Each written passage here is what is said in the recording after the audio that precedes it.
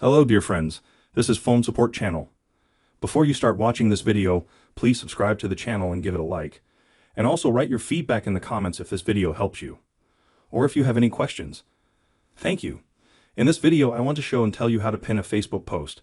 To do this you will need to go to Facebook. You have there for example some of your posts. You open your account if you have a list of your posts and you want to pin any of these posts to be in the first place. How do you do it? Everything is very simple. For this you just need to choose a post.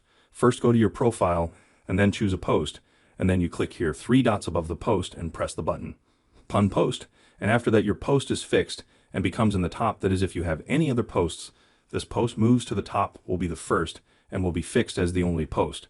So this is how it all works, nothing complicated. Then if you want to unbind it, for this you click also 3 dots here, Unpin Post, and after that your post is unbinded. As you can see, this is a very simple and quick way. Done. Nothing complicated.